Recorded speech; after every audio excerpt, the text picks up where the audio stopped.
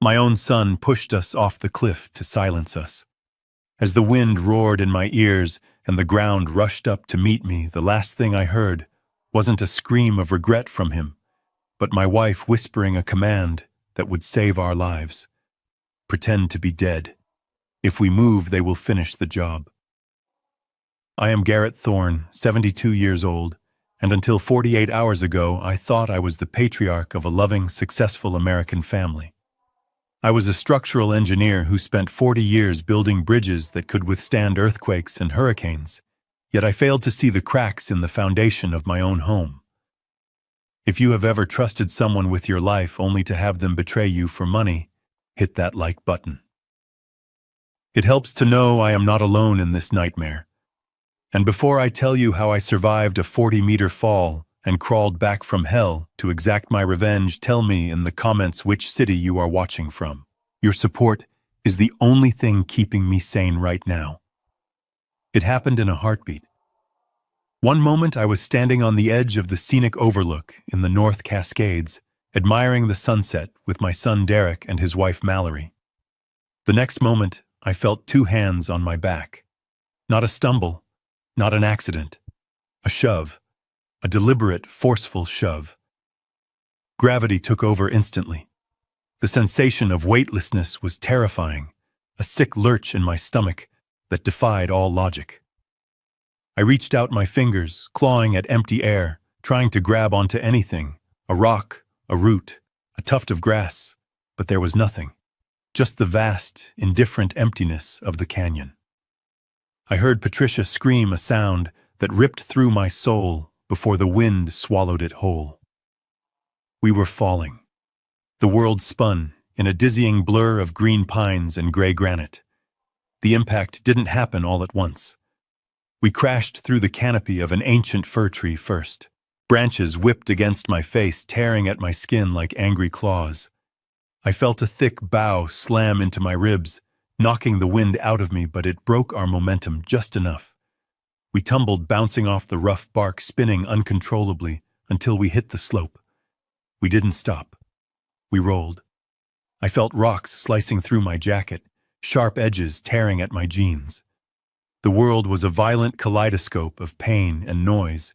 The sound of my own body hitting the earth again and again was sickening, a dull, meaty thud that vibrated through my skull. And then finally, a sudden, brutal stop. I landed hard on my left side in a small depression, a hollow filled with decaying leaves and sharp scree about 20 meters from the canyon floor. Silence. For a moment there was absolutely no sound. My brain couldn't process the data.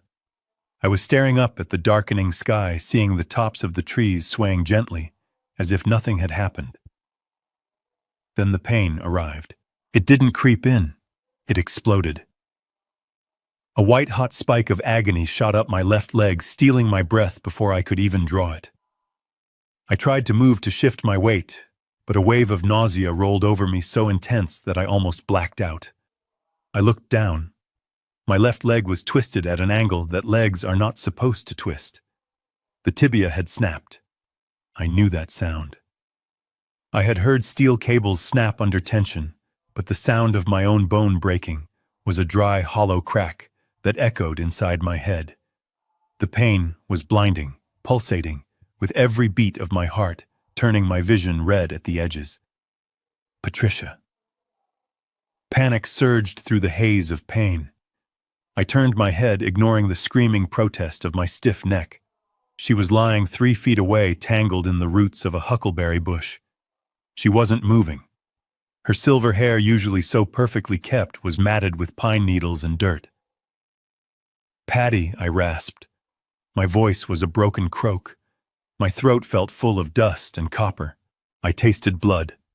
I had bitten my tongue during the fall. "Patty, please." She didn't stir. A cold dread, colder than the mountain air, settled in my chest. I dragged myself toward her. Every inch was a battle. I dug my fingers into the loose soil, pulling my broken body across the rocks. The jagged stones scraped my belly, but I didn't care. I reached out and touched her shoulder. It was warm. She gasped, It was a wet, ragged sound. Her eyes flew open wide and terrified. Blood was streaming down her forehead from a nasty gash near her hairline, blinding her left eye. She coughed and pink foam bubbled at the corner of her lips. Ribs, I thought. Her ribs have punctured a lung. As a former head nurse, she would know exactly what was happening to her, which terrified me even more. "We need help," I choked out, tears mixing with the grit on my face. My hand went to my pocket for my phone, but it was gone. It must have flown out during the tumble. "I have to call Derek.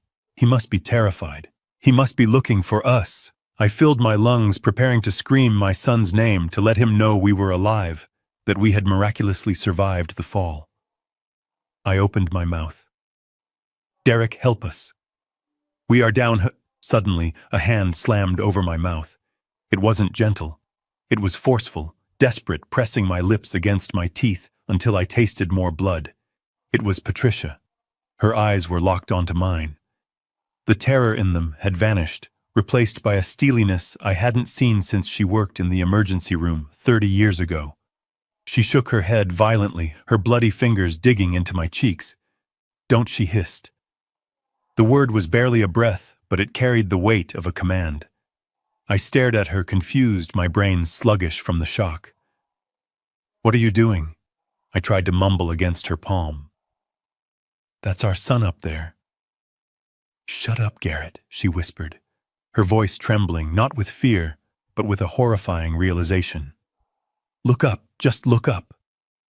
I followed her gaze. Through the gaps in the fir branches, way up at the edge of the cliff, where the guardrail ended, I saw them. Two silhouettes against the twilight sky. They were small from this distance, just black shapes, but I knew them. The slump of the shoulders, the way the taller figure stood with his hands in his pockets. Derek. And beside him, Mallory. They weren't running around. They weren't waving their arms or shouting for help. They were standing perfectly still, looking down into the abyss, like spectators at a zoo, like people waiting for a show to end. "Listen," Patricia whispered, removing her hand slowly, but keeping a finger pressed to her own lips. The acoustics of the canyon were strange. The wind carried sound down the cliff face, amplifying it like a funnel. I heard the crunch of gravel. Then a voice. My son's voice. It wasn't panicked. It wasn't the voice of a grieving child. It was annoyed. "Do you see them?" Derek asked. No, Mallory's voice drifted down, sharp and impatient. "The trees are too thick. But nobody survives a drop like that, Derek. It's 40 meters straight down onto granite. They're dead." I felt my heart stop. It literally skipped a beat, suspended in a moment of pure, unadulterated horror. The physical pain in my leg vanished, eclipsed by a pain so much worse that it threatened to tear me apart from the inside out. My son.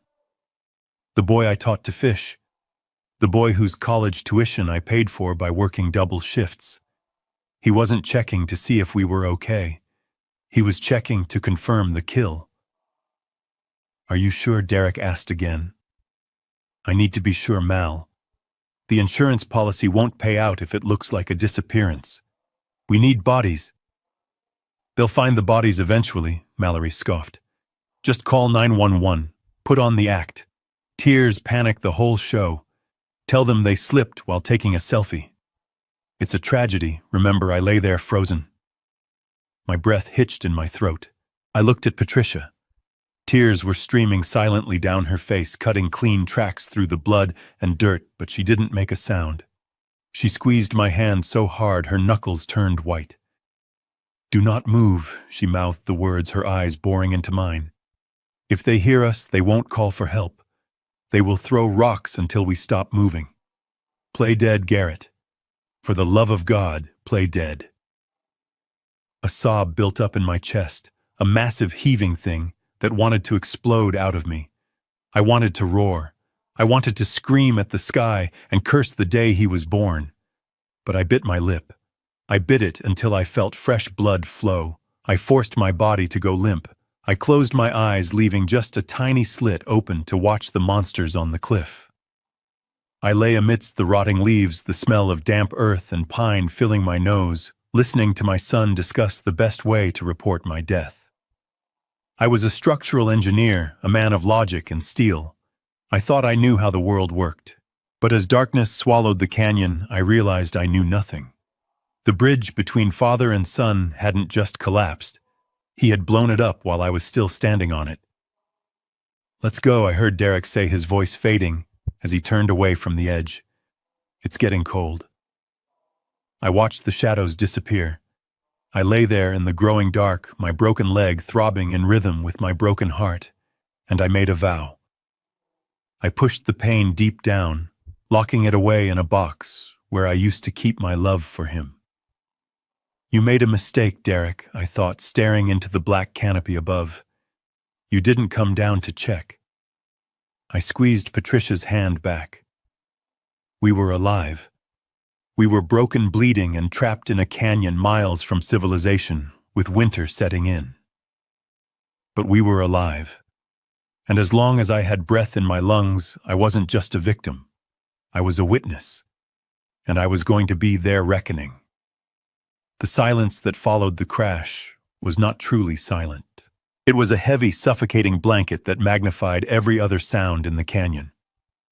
I lay there with my face pressed against the damp earth, the metallic taste of blood filling my mouth, and I focused entirely on my ears. My eyes were useless in the growing dark, and the position of my head meant I could only see the roots of the fir tree, but my hearing seemed to sharpen, fueled by the adrenaline of terror. The wind whistled through the high branches like a mournful choir, but cutting through it came the sounds I dreaded most. The crunch of gravel. Footsteps. They were pacing up there. I held my breath, ignoring the stabbing agony in my left leg. Beside me, Patricia was rigid, her hand still gripping mine with a strength that belied her injuries.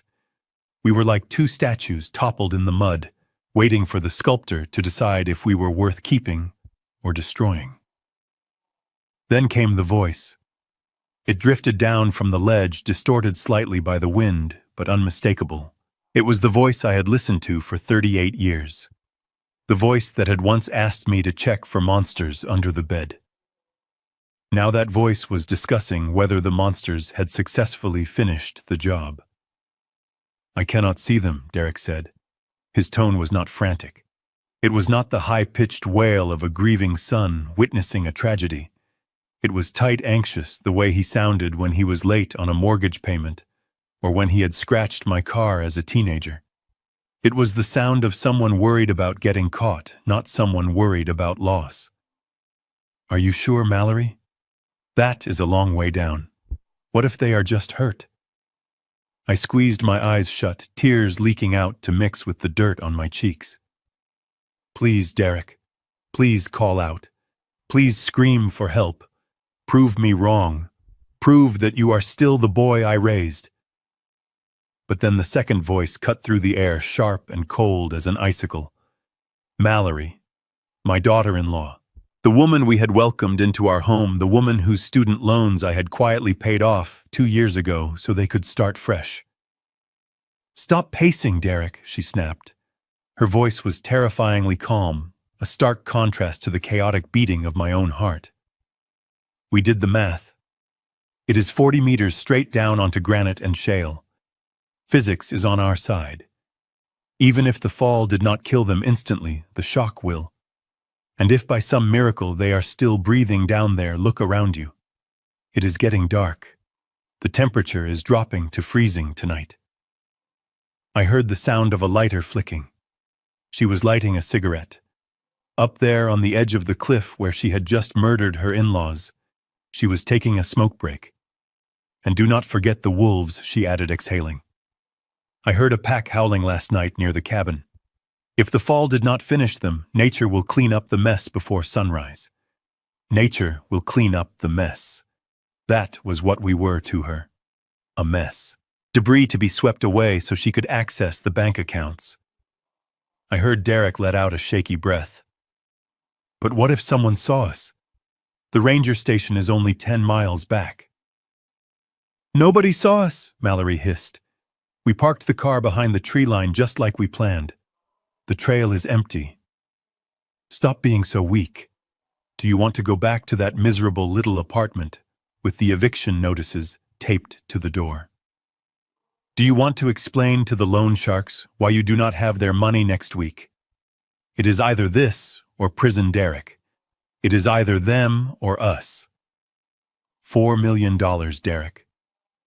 Focus on the number, $4 million. The number hung in the cold air, drifting down to the canyon floor to slap me in the face. That was the price tag on my life. That was the value of Patricia's kindness. My entire existence, 40 years of hard work, of saving, of sacrificing vacations to put money into college funds and retirement plans, it all boiled down to a ledger entry for them. A memory flashed through my mind, unbidden and agonizingly bright. It was 1992. A suburban cul-de-sac. A bright red Schwinn bicycle. Derek was 6 years old, wearing a helmet that was slightly too big for his head.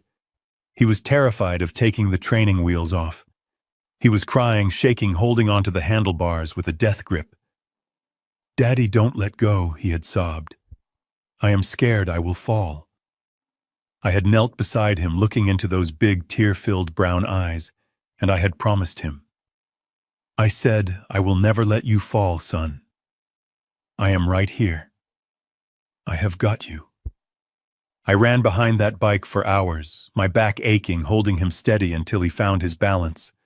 And when he finally rode away on his own, looking back with that beaming smile, I felt a pride so fierce it almost knocked me over. Now, lying in the dirt with a shattered leg, I realized the bitter irony. I had spent my life making sure he never fell. And in return, the moment I turned my back, he pushed me. This was not an accident. This was not a spur-of-the-moment decision born of anger. This was an execution. They had scouted the location. They had checked the ranger schedules. They had calculated the height. The conversation I was hearing was the final item on a checklist. Derek spoke again, his voice lower this time, almost resigned. "Okay. Okay. You are right. So what do we do now?"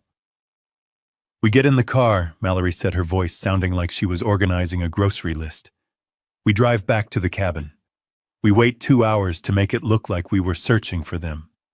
Then we drive to the police station in town."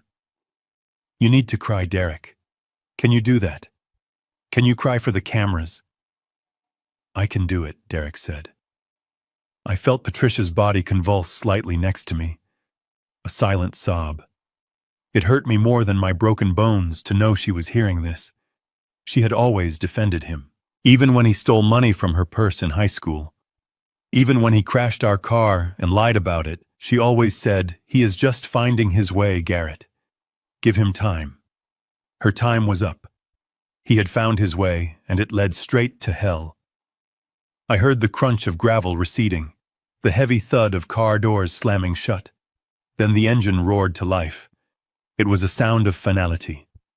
As the hum of the motor faded into the distance, leaving us alone with the wind and the encroaching night, a strange transformation took place inside me.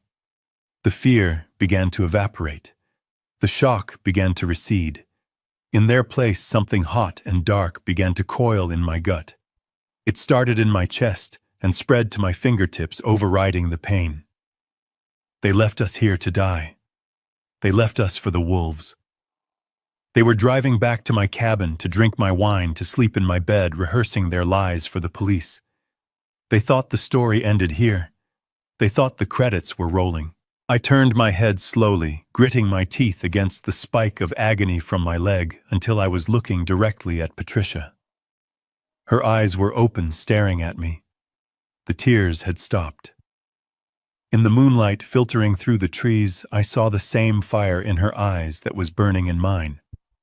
We were not just husband and wife anymore. We were partners in a war we hadn't known we were fighting. I reached out and wiped a smear of blood from her cheek. My hand was shaking, not from cold, but from rage.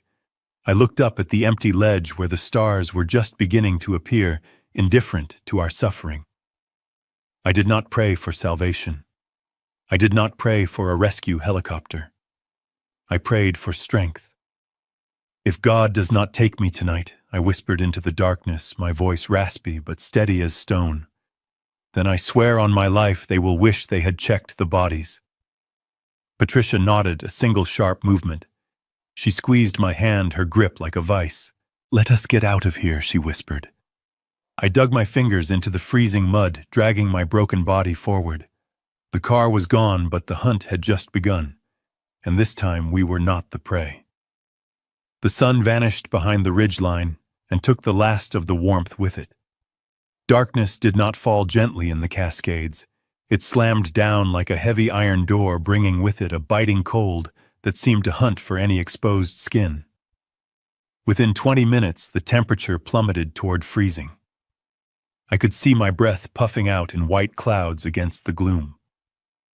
My teeth started to chatter, a rhythmic clacking sound I could not control, but the cold was actually a blessing in disguise because it began to numb the raw nerve endings in my shredded leg. I knew we were on a ticking clock. Hypothermia would kill us long before dehydration or starvation did. But we could not move, not with my legs swinging loose like a broken pendulum. I am an engineer. I have spent my life solving structural problems, fixing things that are broken, reinforcing things that are weak. I looked down at my left shin in the failing light. This was just another structural failure. The tibia was snapped, likely a spiral fracture, given the torque of the fall, and the muscles were spasming, pulling the bone fragments past each other. I needed to realign the load-bearing column. "Patricia," I said, my voice tight. "I need your belt." She did not ask why. She was already shivering violently, shock and blood loss taking their toll, but she fumbled with the buckle of her heavy canvas hiking belt. She handed it to me, her hands ice cold. "I need you to hold my shoulders," I told her. "I am going to set the bone. If I pass out, slap me. Do not let me sleep."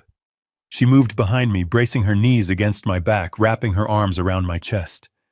I could feel her heart hammering against my spine. I looked around the hollow and found a sturdy branch of driftwood, stripped smooth by the elements about the length of my calf. It would have to do. I took a deep breath of the freezing air. I visualized the anatomy of my leg. I visualized the bridge cables I had tensioned over the years. I grabbed my heel with one hand and the calf muscle with the other. On 3, I whispered, 1, 2. I pulled. The sound was wet and grinding like stones being crushed in a mortar. White light exploded behind my eyes. The pain was not a sensation. It was a physical entity, a demon that ripped through my nervous system with claws of fire. I opened my mouth to scream, but only a dry, strangled gasp came out, because Patricia clamped her hand over my mouth again, muffling the sound. My body arched off the ground, fighting against her grip, every muscle seized in a violent protest. I felt the bone ends grate against each other, searching for purchase, until finally, with a sickening pop, they slotted back into something resembling alignment. I collapsed back against Patricia, gasping for air, sweat freezing instantly on my forehead. The world spun in lazy gray circles. I almost vomited, but my stomach was empty. "Do not stop," Patricia whispered in my ear. Her voice was shaking, but it was fierce. "Tie it off, Garrett. Tie it off now." My hands were trembling so badly I could barely hold the branch. I placed the wood against the outside of my leg. I took the canvas belt and cinched it tight just below the knee. Then I used the laces from my hiking boots for the ankle. It was crude. It was ugly. But it was stable. "Now me," Patricia said. She turned her face toward me in the moonlight. The gash on her forehead was deep, a dark ravine running from her hairline to her eyebrow. The blood had started to congeal in the cold, forming a dark, sticky mask over the left side of her face. But fresh, bright red blood was still oozing out with every beat of her heart. I took off my flannel overshirt. I used my pocket knife to rip a long strip from the hem. My fingers were clumsy, numb blocks of meat, but I managed to fold the fabric into a thick pad. I pressed it against her wound. She flinched, sucking in a sharp breath through her teeth. "Hold that," I said. I ripped another strip and wrapped it around her head, tying it tight enough to apply pressure but not cut off circulation. She looked like a war casualty, her silver hair matted and wild, a bandage made of plaid flannel across her brow. We sat there for a moment, huddled together for warmth, two broken old people in a pit of despair. "Garrett," she said softly. Her voice sounded clearer now, less slurred. "Did you notice the tea?" "The tea?" I asked, confused. My mind was still reeling from the pain in my leg. "Before we left the cabin, the Earl Grey Mallory made for us. Did you notice it tasted bitter?" I frowned, thinking back. I had barely touched mine. I had been too busy checking the map. "She put something in it," Patricia said. "I saw her crushing pills in the kitchen when she thought I was in the bathroom. I switched the mugs, Garrett. I poured ours into the plant pot by the window and filled them with plain water. That is why the fern died this morning." I stared at her. The implication hit me harder than the fall. "If we had drunk that tea," I whispered, "we would have been unconscious before we even reached the trail she finished. Or we would have been so groggy we would not have been able to grab the branches on the way down. We would have hit the bottom. She did not just want to push us, Garrett. She wanted to make sure we could not fight back. She drugged us. It was premeditated murder." A cold fury settled in my chest, burning hotter than the pain in my leg. Mallory, the woman who smiled at our Thanksgiving dinners, the woman who called me Dad. She had crushed pills into our tea like she was poisoning rats. "We have to move," I said. My voice was different now. It was not the voice of a victim. It was the voice of a man with a debt to collect. "We cannot go up," Patricia said, looking at the sheer rock face above us. "No," I agreed. "And even if we could, they might come back to check." "We go down." "Down?" she asked, looking at the dark abyss below us. I closed my eyes and pictured the geological survey map I had memorized 20 years ago when I bought this land. I knew every contour, every fault line. "There is an old mining trail," I said, "from the Silver Rush in the 40s. It runs along the creek bed at the bottom of the canyon. It is overgrown and washed out, but it leads to the old service road about 5 miles east. It is the only way out." "5 miles," Patricia whispered. "We can do it," I said. I rolled onto my stomach. I dug my elbows into the frozen mud. I could not stand. I could not walk. But I could crawl. I dragged myself forward.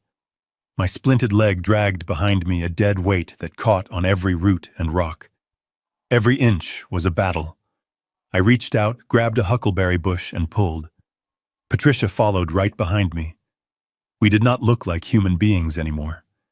We looked like creatures from the earth, covered in mud and blood slithering through the underbrush. The pain was constant, a white noise that drowned out the wind, but I focused on one thing. Just one thing. The look on Derek's face when he realizes the ghosts have come back to haunt him. Left hand. Right elbow. Pull. Drag. Breathe.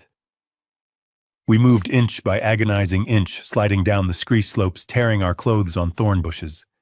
The night was pitch black, filled with the sounds of the forest, the snap of twigs, the rustle of unseen animals. Somewhere in the distance, a wolf howled again, closer this time. Let them come, I thought, gripping a sharp rock and pulling myself forward. Let the wolves come. They will find that the prey in this canyon has teeth. We are not dying tonight. We are just starting to live for the first time in years. The forest did not want to let us go. For 2 days and 2 nights, we dragged ourselves through a green hell that seemed to have no end. Time ceased to exist in a linear fashion, dissolving into a blurry loop of drag, pull, scream, and breathe. My leg had swollen to twice its normal size inside the makeshift splint, and the skin around the break was hot to the touch, pulsating with a rhythmic throb that echoed the beat of my own heart. I knew what that meant without Patricia having to say a word. Infection had set in. The fever dreams started on the second afternoon, transforming the shadows of the trees into looming monsters and the sound of the wind into the whispers of my dead ancestors calling me home. "Garrett, stay with me," Patricia would urge, her voice raspy and weak but relentless. "Just to that ridge, just to that big oak tree." She was the only reason I was still moving. My wife, who had spent 40 years organizing charity dinners and tending to her rose garden, had transformed into a creature of pure iron. She cleaned my forehead with snow. She forced me to chew on pine needles for vitamin C. She checked the circulation in my blackening toes every hour. But even she was fading. The gash on her head had stopped bleeding, but her eyes were sunken, rimmed with dark bruises of exhaustion, and her hands shook uncontrollably whenever we stopped to rest. By the time the roofline of our cabin came into view, the sun was setting on the second day. It should have been a moment of relief seeing the structure of cedar and stone that I had designed with my own hands. Instead, it felt like a cruel joke. Smoke was curling lazily from the chimney. Warm golden light spilled from the windows onto the snow. It looked like a postcard of a perfect mountain retreat. But inside that warmth, inside the sanctuary I had built to protect my family, sat the man who had tried to murder us. "We are not going to the front door." I rasped my throat, feeling like it was filled with broken glass. "Around the back, the root cellar." Patricia looked at me, confusion clouding her feverish eyes. "The root cellar is locked from the inside, Garrett." "Not that one," I said. "The other one. The one I never told the kids about." Years ago, during the height of the Cold War panic in the 80s, I had succumbed to a bout of paranoia common among men of my generation. When I laid the foundation for this place, I excavated a secondary space, a storm shelter, reinforced with concrete and steel, accessible only through a hidden hatch in the retaining wall behind the house, and a secret panel in the library. I had called it my doomsday insurance. I never thought the doomsday I was preparing for would be my own son. We circled wide through the brush, avoiding the security lights that I knew would trigger if we stepped onto the manicured lawn. The irony was a bitter pill to swallow. I was skulking through the dirt like a criminal, terrified of the very security system I had installed to keep criminals out. I had paid $40,000 for those cameras and motion sensors, and now they were the weapons of my enemy. The entrance to the shelter was buried under a thicket of overgrown blackberries. Thorns tore at our remaining clothes and sliced into our skin as we cleared the debris. My hands were so numb I could barely feel the cold metal of the latch hidden beneath a fake rock. It was rusted. It had not been opened in 15 years. "Help me," I grunted, fitting my fingers into the groove. Patricia placed her hands over mine. Together we pulled. I screamed silently as the effort sent bolts of lightning up my shattered leg. The metal groaned a screech of protest that sounded like a gunshot in the quiet night. We froze, terrified that Derek might have heard. But the wind was howling through the eaves, masking our intrusion. With one final heave, the hatch gave way, revealing a dark, gaping maw that smelled of stale air, damp earth, and old secrets. "Get in," I whispered. We slid into the darkness, closing the heavy steel door above us. The silence was instant and absolute. We were inside the belly of the house now. I fumbled for the emergency flashlight I had left on the hook 2 decades ago. Miraculously, the batteries still held a faint charge, casting a sickly yellow beam onto the concrete walls. Now came the hardest part. The ladder. It was only 10 feet up to the trapdoor that led to the space behind the library bookshelf, but with a broken leg, it might as well have been Mount Everest. I had to pull myself up using only my upper body, dragging the dead weight of my leg behind me, gritting my teeth so hard I thought they would crack. Every rung was a fresh torture. I was sweating profusely, the fever making me dizzy, swinging between burning hot and freezing cold. "You can do this, Garrett," Patricia whispered from below, pushing at my good foot to give me leverage. "You built this house. You own this house. Take it back." I reached the top. I found the release mechanism, a small lever hidden in the masonry. I held my breath and pulled. The hydraulics hissed softly, still functional after all these years. The false wall slid open just an inch enough to let in a slice of light and the muffled sound of jazz music. We were in the panic room, a narrow space sandwiched between the library and the master bedroom. It was dusty and cramped, filled with old tinned food and dusty blankets. But on the far wall was a bank of small, outdated CRT monitors connected to the hardwired CCTV system I had installed inside the walls.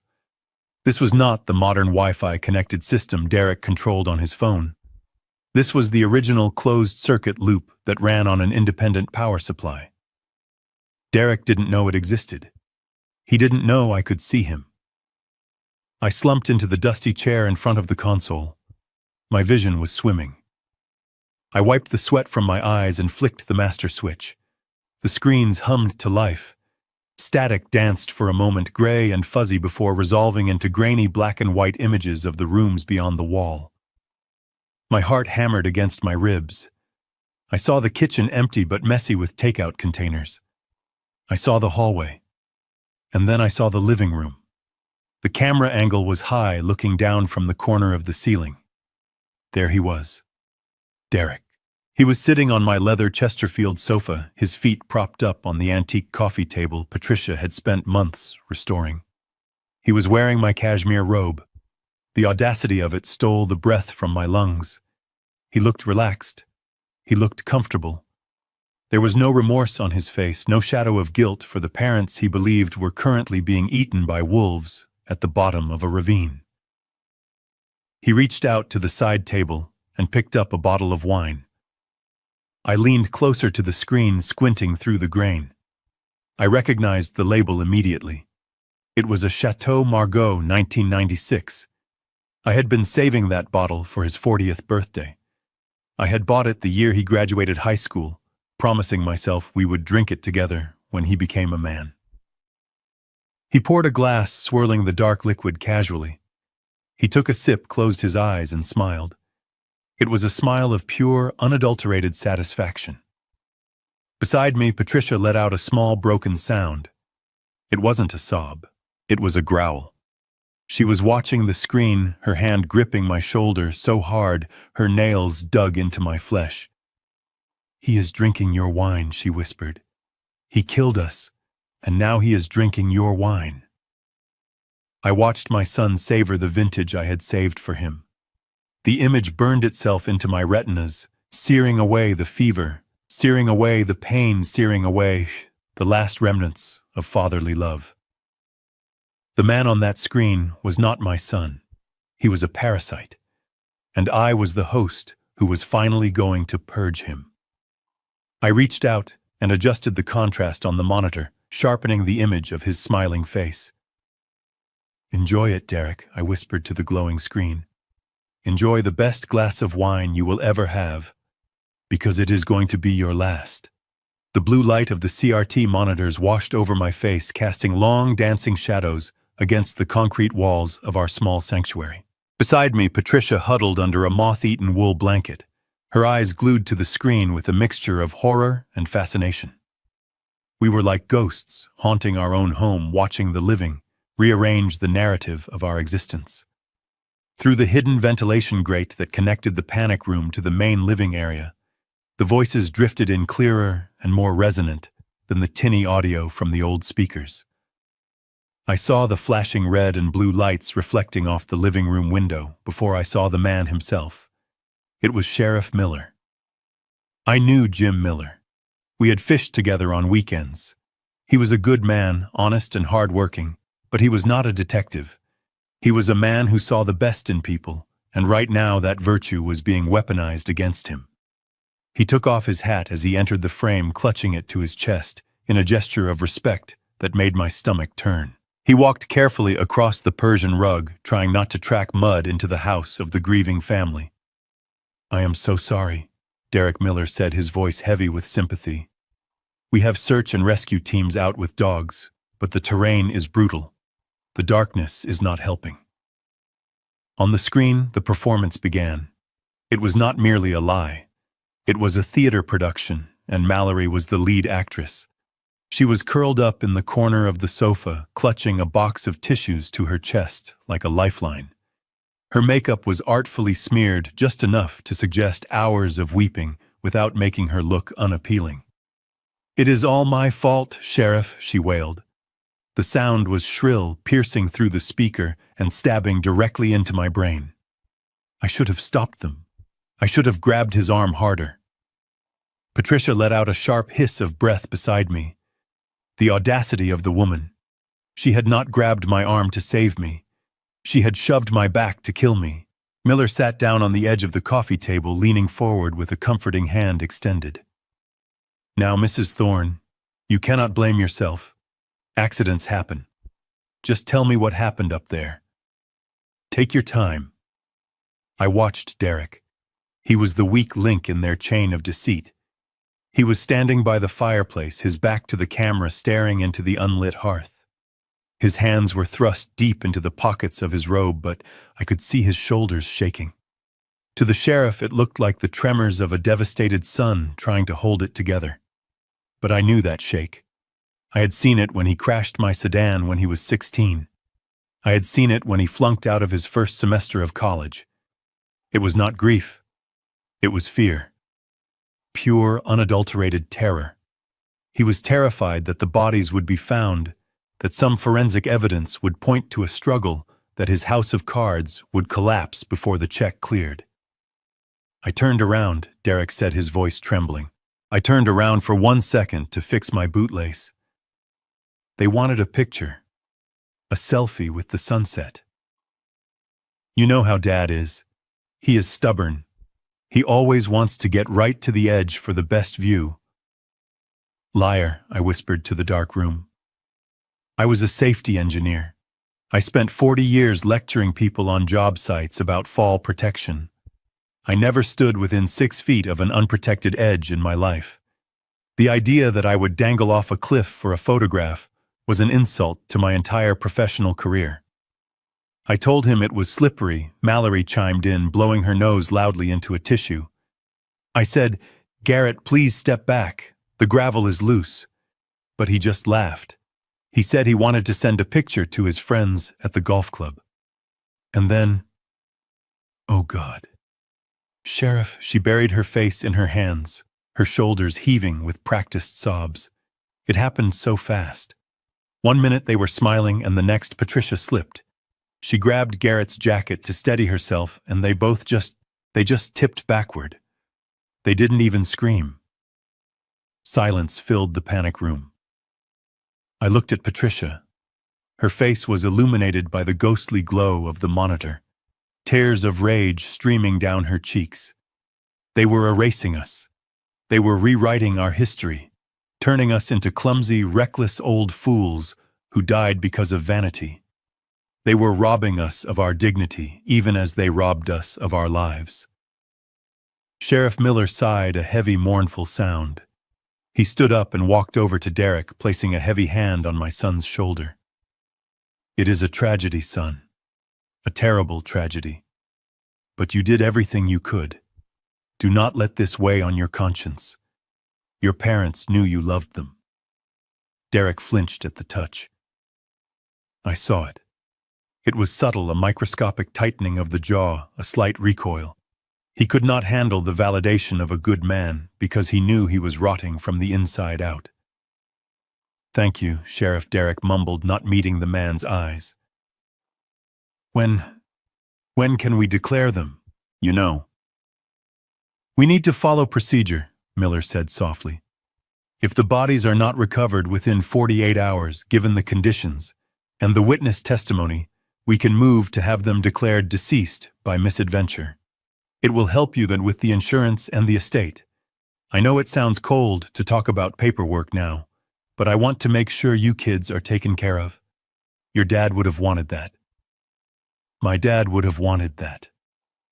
The words hung in the air, toxic and bitter. I gripped the armrests of my chair, my knuckles turning white. The urge to smash the glass, to scream through the vents, to bang on the walls and roar, "I am here," was almost overpowering.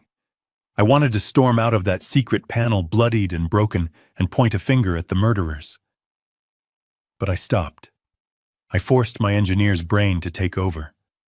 Look at them, I thought. Look at the scene. If I came out now, what would happen? I was a 72-year-old man with a history of heart medication. I had just suffered a massive head trauma.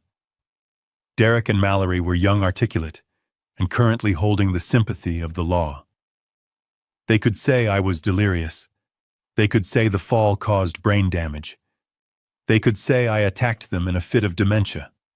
Or worse. Sheriff Miller was armed, but he was alone. If I revealed myself, Derek was desperate enough to do anything. He had already killed his parents in his mind. Would he hesitate to attack a sheriff to cover his tracks? "We are trapped," Patricia whispered, voicing my exact thoughts. "If we go out there now, we lose. They have the narrative, Garrett. They have the story." I leaned back in the dusty chair, the pain in my leg throbbing in time with the pulsing vein in my temple. She was right. We were ghosts, and ghosts cannot testify in court. We needed more than just our presence. We needed indisputable proof. We needed to let them think they had won. We needed to let them get comfortable. Let them sign the papers. Let them dig their own graves so deep that they could never climb out. Sheriff Miller put his hat back on. "I will leave a deputy parked at the end of the driveway tonight, just in case. Try to get some sleep. You two have been through hell." He walked out the front door, taking the safety of the law with him. As the door clicked shut, the performance ended instantly. Mallory dropped the tissue on the floor. She did not wipe her eyes. She stood up, walked to the window, and watched the cruiser pull away. "He bought it," she said, her voice completely devoid of the tremor she had used seconds ago. "He bought every word." Derek collapsed onto the sofa, pouring another glass of my wine, his hands still shaking, but now with relief. "We are clear," he whispered. "We are actually clear." I watched them on the grainy screen, these two strangers living in my house. "Not yet," I murmured. "You are not clear yet." I turned to Patricia. My plan had changed. I did not just want to survive. I wanted to destroy them. I reached for the keyboard of the ancient computer terminal. I needed to see the finances. I needed to see exactly why my son had decided my life was worth trading in. "Let them sleep," I told Patricia, my eyes cold and hard, "because tomorrow the haunting begins." The house settled into a heavy silence around 3 a.m. It was the kind of stillness that usually brought me peace, the quiet satisfaction of a home resting after a long day. But tonight, it felt like the held breath of a predator. Inside the panic room, the air was stale and recycled. Patricia had finally drifted into a fitful sleep, her breathing shallow and ragged, her hand twitching occasionally, as if she were still warding off the fall in her dreams. I watched her for a moment, hating myself for not being able to take away her pain, and then I turned my attention to the hidden door. I had to know. The question was burning a hole in my gut like an ulcer. Why? Why would a boy who used to cry when he stepped on a snail grow up to push his own parents off a cliff? I needed to see the monster's logic. I pushed the release lever. The hydraulic hiss seemed deafeningly loud to my heightened senses, but the house remained quiet. I pulled myself out of the narrow opening and into the library. The smell of the room hit me instantly. Old paper lemon polish, and the faint lingering scent of my own pipe tobacco that I had given up years ago. It smelled like safety. It smelled like a lie. My leg was a dead weight, a throbbing anchor of agony that I had to drag across the Persian rug. I did not have crutches. I had to use the furniture, gripping the edges of the mahogany bookshelves, hopping silently on my good foot, sweating with every inch of progress. If Derek woke up, if he came downstairs for a glass of water, if he saw his dead father standing in the shadows, the thought did not scare me as much as it should have. In fact, a dark part of me almost wished he would. I made it to the heavy oak desk in the corner. This used to be my desk. When I retired, I let Derek use it for his real estate ventures. I thought I was passing the torch. I sat down in the leather chair, wincing as my splint hit the leg of the table, and stared at the sleek modern computer monitor. It was asleep. I tapped the spacebar. The screen flared to life, demanding a password. Derek was arrogant. He always had been. He thought he was smarter than me because he knew how to use Instagram, and I still preferred a physical newspaper. But he forgot who wired this house. He forgot who set up the secure server network. He forgot that I was the administrator of the entire system long before he ever touched a keyboard. I did not need his password. I typed in the master override code I had programmed 10 years ago, a string of numbers based on the coordinates of the first bridge I ever built. Access granted. The desktop opened. It was a mess of folders and shortcuts, a digital reflection of my son's chaotic mind. I ignored the games and the social media tabs. I went straight to the financial software. I opened his banking portal. The numbers that filled the screen made my breath hitch in my throat. It was a sea of red. Overdraft fees, maxed out credit cards, withdrawals of $5,000, $10,000, $20,000 at a time. The dates corresponded to the days he had come over for dinner, smiling and telling us how well the market was doing. But where was the money going? I minimized the bank tab and opened a folder labeled simply Projects. Inside, I found the answer. It wasn't real estate. It wasn't development deals. It was crypto. My son had gambled everything. He had leveraged the equity in his own apartment. He had taken out high-interest personal loans, and he had poured it all into obscure, volatile digital coins that had crashed and burned months ago. I scrolled through the transaction history, my engineer's brain trying to make sense of the sheer stupidity of it. He had bought at the peak and sold at the bottom, over and over again. He was chasing losses, digging a hole so deep he could never climb out. I did the math in my head. The total loss was staggering. $2.5 million. He had lost $2.5 million of money he did not have. But banks don't kill you for debt. They just take your house. There was something else. Someone else. I opened his email client. Nothing suspicious there. Just overdue bills and spam. I checked his browser history. Then I saw it. An encrypted messaging app that ran in the background. I clicked it open. The chat log was active. The most recent messages were from a user named Only Viper. The profile picture was a black square. I scrolled up to a week before the hiking trip. Viper wrote, "You are out of time, Derek. The interest has compounded. You owe the principal plus 40%. Derek replied, "I need more time. Please, I have a plan. I just need a few more days to liquidate some assets." Viper, "We do not want assets. We want cash. You have until the end of the month, or we send someone to collect. And we do not collect with a briefcase, we collect with a baseball bat." My hands were shaking so hard I could barely hold the mouse. This was it. This was the pressure cooker he had been living in. But then I saw the message that stopped my heart. It was dated 3 days ago, the day before he invited us to go to the mountains.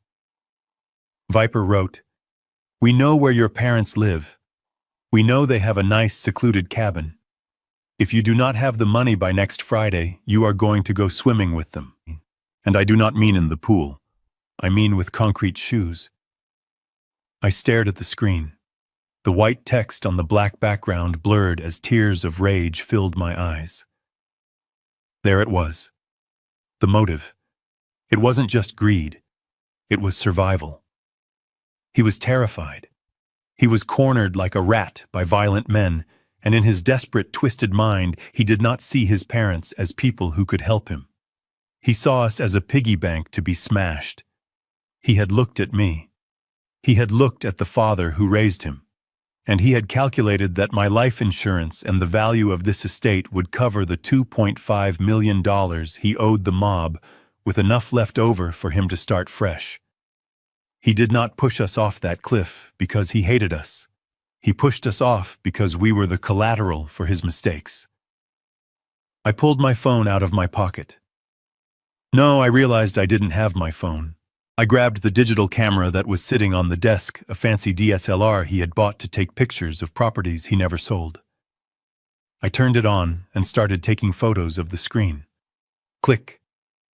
The bank statements showing the ruin. Click. The crypto trading logs showing the gambling addiction. Click. The threat from Viper threatening to kill us all. I zoomed in on the last message from Derek to Viper sent yesterday after he came back from the cliff. Derek wrote, "It is done. There was an accident. The payout will be in 2 weeks. Back off until then. It is done." That was how he described the murder of his parents. A task completed, a box checked. I sat there in the dark study, the light of the monitor illuminating my tear-stained face. I felt a profound shift inside me. The last tiny ember of hope, the microscopic part of my heart that still wanted to believe this was a misunderstanding, was extinguished forever. I was not a father anymore. I was a structural engineer looking at a building that was too rotten to be saved. There is only one thing you can do with a structure that is compromised to its core. You do not patch it. You do not paint it. You demolish it. I turned off the monitor, plunging the room back into darkness. I gripped the edge of the desk and pulled myself up. The pain in my leg was screaming, but it was nothing compared to the agony in my soul. I had the evidence. I had the motive. I had the weapon. I began the slow, painful drag back to the panic room. I had to show Patricia. I had to show her that the boy she was mourning was already dead. He died the moment he decided that our lives were worth less than his gambling debts. And when I destroy him, I thought as I slipped back through the hidden panel, I won't just be saving ourselves. I will be finishing the job the loan sharks started. But I will do it legally. I will do it publicly. And I will leave him with absolutely nothing. The morning sun filtered through the ventilation shafts, bringing with it a sliver of natural light that felt like a mockery of our imprisonment. Inside the panic room, the air was heavy with the smell of dust and dried blood. My leg was a constant throbbing reminder of my own foolishness pulsing in time with the second hand of the clock on the wall. We had survived the night, but the day promised new horrors. I sat before the bank of monitors, my eyes gritty with exhaustion, watching the routine of my own household unfold without me. Around 10 o'clock, the doorbell rang. The sound echoed through the speakers, a crisp, cheerful chime that I had installed myself. I watched on the hallway camera as Derek shuffled to the door. He looked terrible. His skin was pale, his eyes sunken, and he was still wearing yesterday's clothes. Guilt and fear were eating him alive, and for a fleeting second I felt a pang of pity. But then I remembered the cliff. I remembered the shove, and the pity evaporated like mist. He opened the door to reveal Robert Hartman. I let out a breath I didn't know I was holding. Hartman was our family attorney. He was a man I had trusted for 20 years. I had invited him to 4th of July barbecues. I had referred my biggest clients to him. Seeing him there gave me a flicker of hope. Surely he was there to talk sense into Derek. Surely he would notice how erratic my son was acting. I leaned closer to the screen, desperate to hear a voice of reason. Hartman stepped inside, carrying his leather briefcase. He looked professional, serious, the picture of legal competence. "Is she up?" Hartman asked.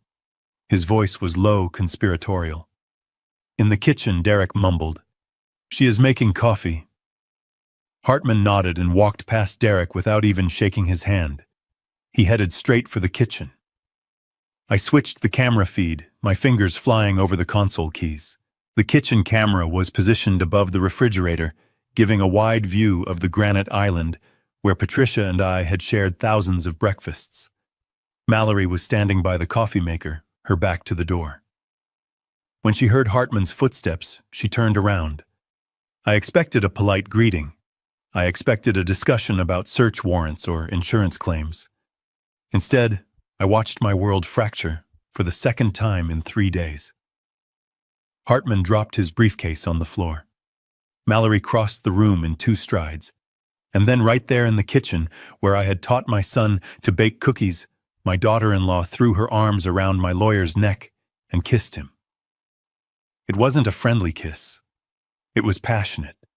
It was hungry. It was the kiss of 2 people who had been intimate for a long time. My jaw literally dropped.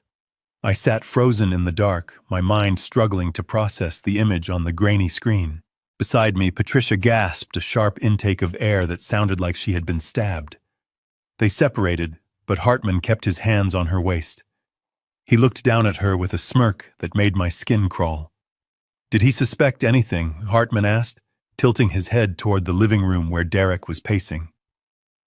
"He is a wreck," Mallory scoffed, pouring 2 cups of coffee.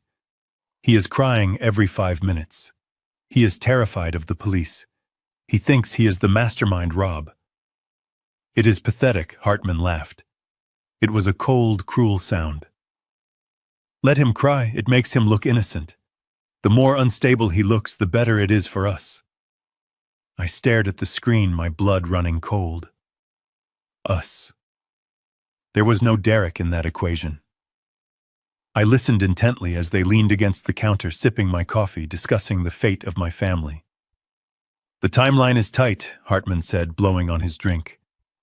"I have fast-tracked the death certificate application. Sheriff Miller is already on board with the accident theory. Once the paperwork is filed, the insurance company will release the funds within 10 days. That is $4 million plus the liquidation of the real estate."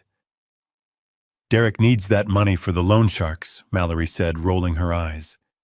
"He is going to hand almost $3 million of it over to those thugs the moment the check clears." Hartman smiled, reaching out to stroke her cheek. "That is the beauty of it, darling. We let him pay the debts. We let him clean up the mess. We let him get the mob off his back. And then he becomes the grieving son who couldn't handle the tragedy." Mallory finished the sentence, a wicked smile playing on her lips. "Exactly," Hartman whispered. "A tragic overdose.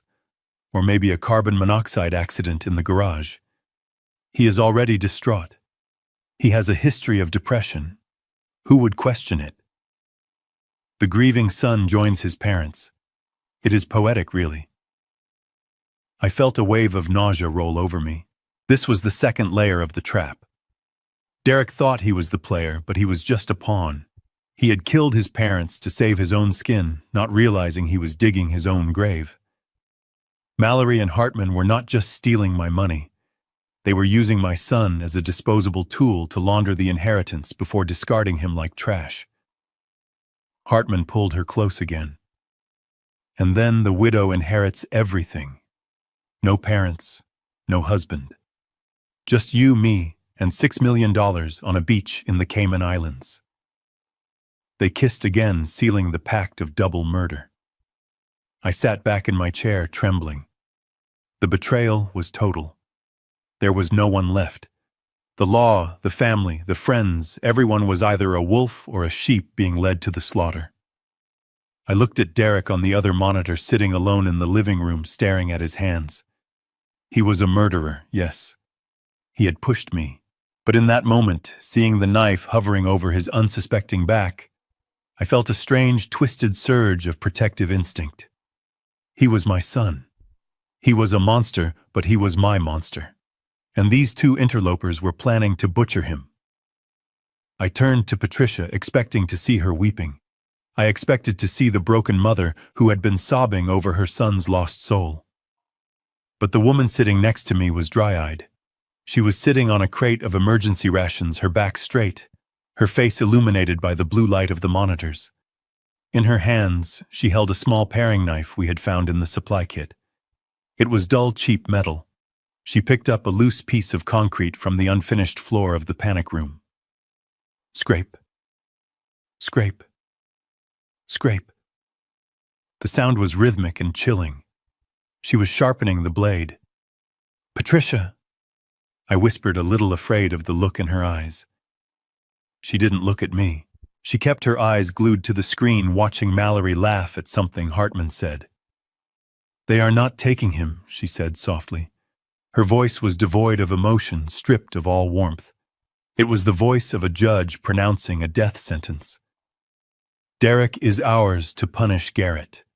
I brought him into this world. I failed to raise him right. And now he has failed us. But he belongs to us." Scrape, scrape, scrape. She tested the edge of the knife with her thumb. A thin line of red blood appeared on her skin. She didn't flinch. "That woman," Patricia said, pointing the knife at Mallory's image on the screen. "She sat at my table. She called me Mom. And now she plans to kill my son after she made him kill me." She turned to me then, and the fire in her eyes was terrifying. It was not the fire of madness. It was the cold blue flame of absolute resolve. "We are not just going to send them to prison, Garrett. We are going to break them. We are going to make them turn on each other." I want to see the fear in her eyes that she put in Derek's. I looked at the knife, then at the screen, and then back to my wife. The gentle nurse was gone. The loving grandmother was gone. In their place sat a warrior who had realized that mercy was a luxury we could no longer afford. "You are right," I said, reaching out to cover her hand, stopping the sharpening motion. "We will break them. But we won't use a knife. We have something better." I pointed to the computer terminal. "We have the truth, and we are going to feed it to them one drop at a time until they drown in it." I looked back at the screen where Hartman was now checking his watch, preparing to leave. He looked so confident, so untouchable. "Go ahead, Robert," I thought. "File the papers. Set the trap. You think you are the hunter. But you have no idea that you are locked in a cage with 2 lions you thought were dead. And the lions are hungry." The panic room was silent, except for the low hum of the ventilation system and the rhythmic scratching of Patricia's knife against the concrete floor. She had stopped sharpening it hours ago, but she kept moving the blade back and forth, a hypnotic motion that told me she was deep in thought, planning, calculating. I turned away from the monitors where the image of my empty living room flickered in black and white. We had seen enough. We knew the players. We knew the stakes. Now we needed an army. I limped over to the metal locker in the corner of the room. My leg was stiff, the swelling straining against the leather belt I had used as a tourniquet, but the pain had become a dull, constant companion that I could ignore. I spun the combination lock. Left to 30, right to 15, left to 9. The heavy door creaked open, revealing shelves stocked with MRE's water jugs, and on the top shelf, a heavy dust-covered Pelican case. I pulled it down and popped the latches. Inside lay a brick of black plastic that looked like a relic from a museum. It was an Iridium satellite phone, a piece of technology I had bought 30 years ago when I was working on infrastructure projects in the Middle East. It was clunky, heavy, and obsolete by modern standards, but it had one advantage that the sleek smartphones upstairs did not possess. It did not rely on local cell towers. It beamed its signal directly to space, bypassing the local grid, untraceable and unstoppable. I pulled out the antenna and pressed the power button. For a heart-stopping moment, nothing happened. Then a small green light flickered. The monochrome screen woke up, searching for signal. I moved closer to the air intake vent, holding the device up like an offering to the gods of communication. 1 bar. 2 bars. Patricia looked up from her knife. "Who are you calling?" she asked softly. "The only man I know who hates lawyers more than I do," I replied. I dialed a number I had memorized 3 decades ago. It was a number I had never had to call for help, but one I knew would always be answered. The line rang. Once.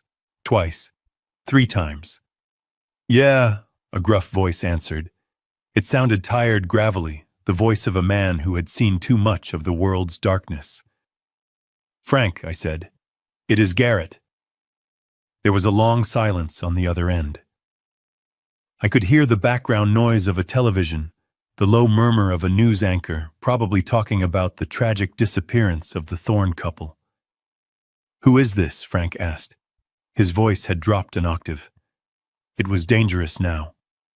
"It is Garrett Thorne, Frank." "Don't play with me," the voice growled. "I am watching the news right now. Garrett Thorne is dead. He fell off a cliff 2 days ago. If this is some kind of sick prank, I will trace this call and I will come over there and break your jaw." I took a deep breath. "Ask me about the tunnel, Frank. Ask me about the collapses in '92. Ask me who dug you out of 3 tons of wet concrete with his bare hands when the shoring failed." The silence that followed was heavy. I could hear Frank's breathing change. It became shallow, rapid. I could almost see him sitting in his armchair in Chicago, his knuckles turning white as he gripped the phone. "Garrett," he whispered. "Jesus Christ, you are a ghost." "I am not a ghost yet, Frank," I said. "But I am working on it. I need your help." "You are alive," he shouted, the relief crashing into anger. "Where are you? I am calling the bureau. I will have a chopper there in 20 minutes. I will get the local PD to kick down the door." "No," I cut him off sharp and loud. "Do not call the police. The police are already compromised. They think it was an accident. And Frank, my son, is in the house." "Derek?" Frank asked, confused. "Is he holding you hostage?" I looked at Patricia. She was watching me, her eyes hard as flint. "No," I said. "He pushed us, Frank. He pushed us off the ledge. He and his wife. And now they are upstairs drinking my wine and planning how to spend the insurance money." I heard a sound on the other end that sounded like glass breaking. Frank had probably just thrown his drink against the wall. "He pushed you," Frank roared. His voice was trembling with a rage that matched my own. "That little boy I used to buy ice cream for. He tried to kill you. He owes money, Frank. A lot of money to bad people. And his wife is sleeping with my lawyer, Robert Hartman. They are all in on it. They are going to cash the check and then get rid of Derek, too." I quickly explained the situation. The fall, the survival, the panic room, the cameras, the double cross. I told him everything. By the time I finished, Frank was not shouting anymore. He was deadly quiet. That was when Frank was most dangerous. He was an ex-FBI field agent who had spent his career taking down organized crime syndicates. He knew how to dismantle people's lives piece by piece. "What do you need?" Frank asked. "Just say the word. I have friends in private security. I can have a team of operators at your perimeter by midnight.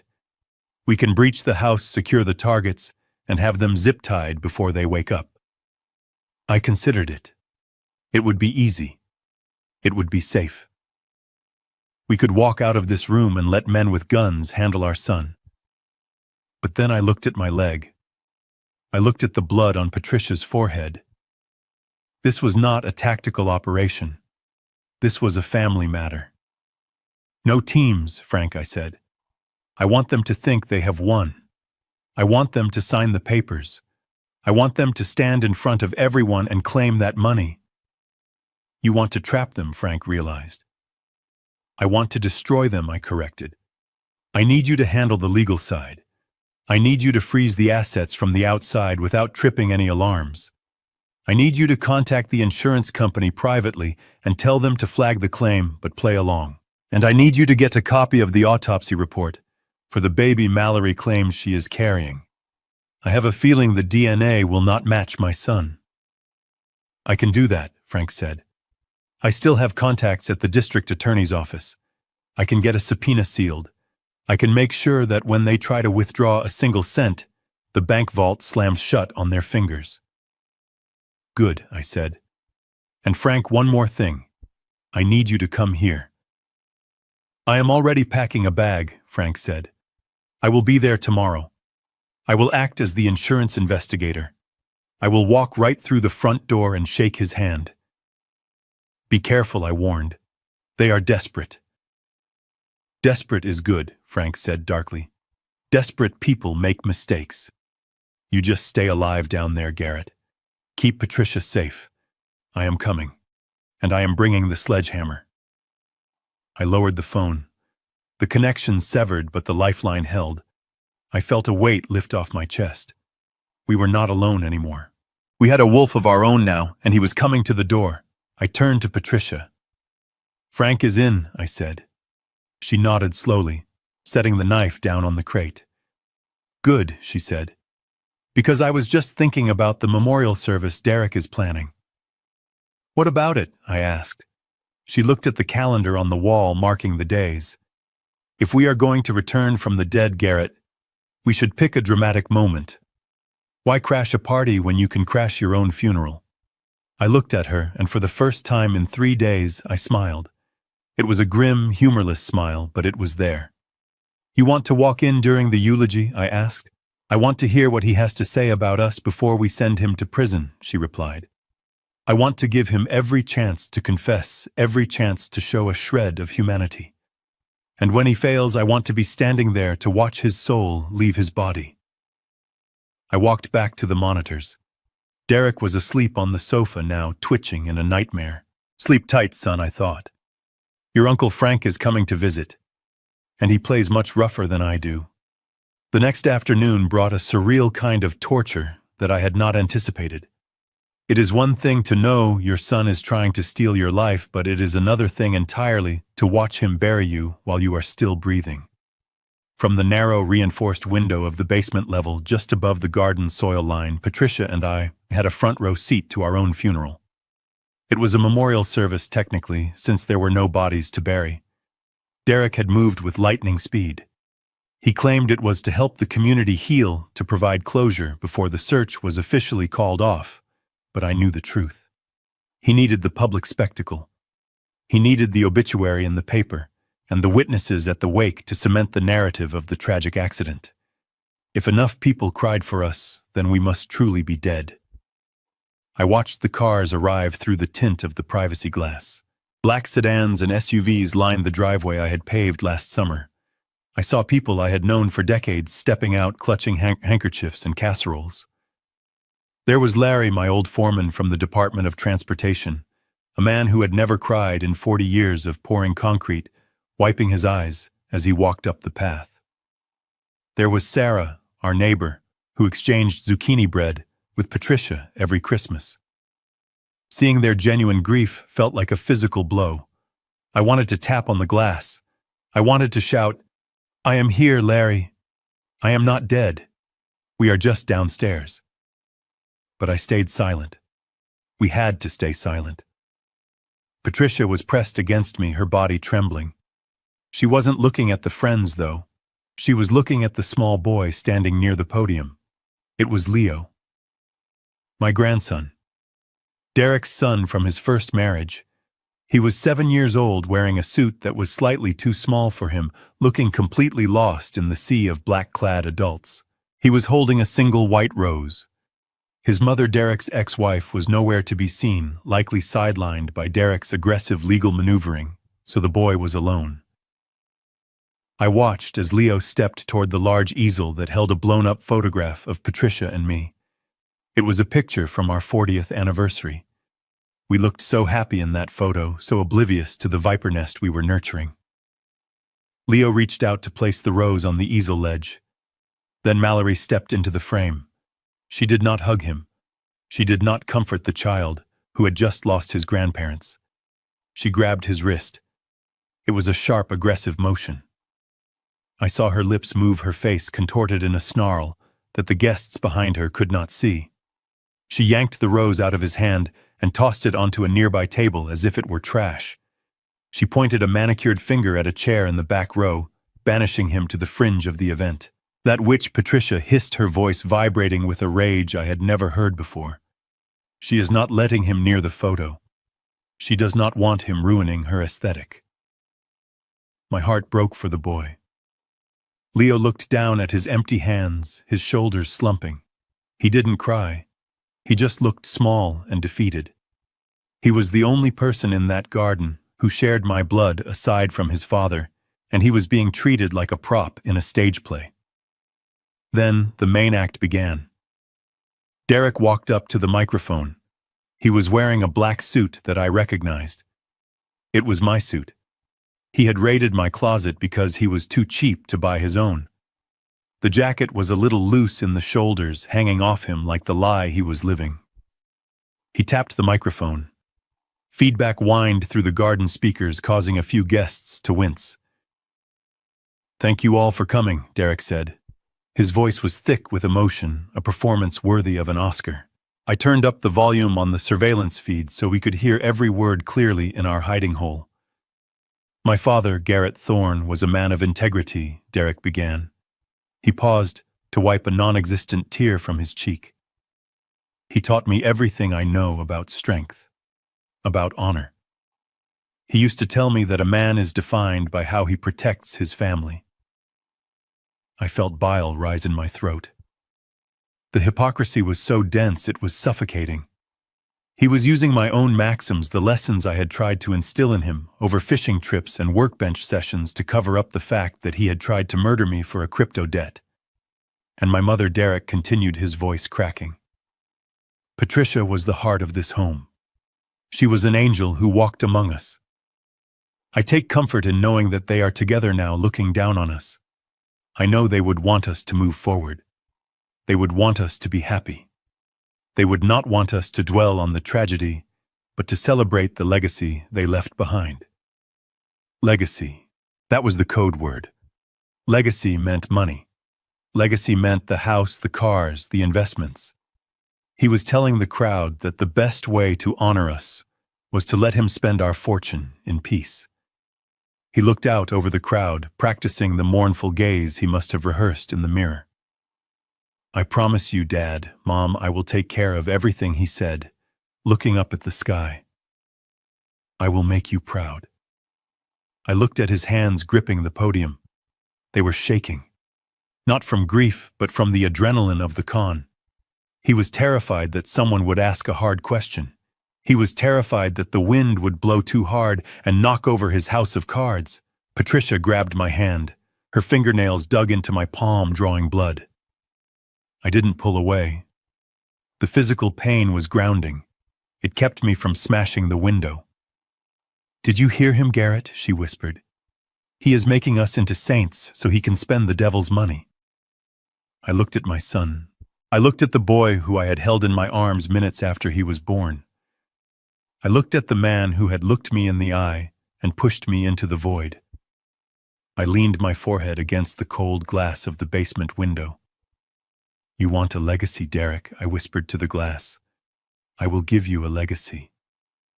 I watched him step down from the podium, accepting hugs from my friends, nodding solemnly as they patted his back. He looked relieved. He thought the hard part was over. He thought the public display was the final hurdle before the check cleared. He had no idea that the man he was eulogizing was 10 feet away, watching his every move, dissecting his every lie. I squeezed Patricia's hand back, ignoring the blood that was now slick between our palms. "Let him have his moment," I said, my voice low and dangerous. "Let him feel safe. Let him think the world is on his side. Because when we walk into that room tomorrow, I want the fall to be just as high for him as it was for us." I watched Mallory join him, sliding her arm through his. She whispered something in his ear, and for a split second, I saw Derek smile. It was a small, greedy smile. "Wait for it, son," I thought. "Just you wait. My speech is going to be a hell of a lot better than yours, and I won't need a microphone to make everyone listen." The morning of the third day brought a visitor who did not carry a casserole or a tear-stained handkerchief. From my vantage point in the panic room, sitting before the glowing blue monitors, I watched a black sedan pull up the driveway. It was not a police cruiser, and it was not a hearse. It was a sleek, expensive luxury car that screamed corporate authority. The man who stepped out of it was someone I had known for 30 years, but even I barely recognized him. Frank had shed his worn leather jacket and the weary slouch of a retired federal agent. In their place, he wore a charcoal 3-piece suit that cost more than Derek's car.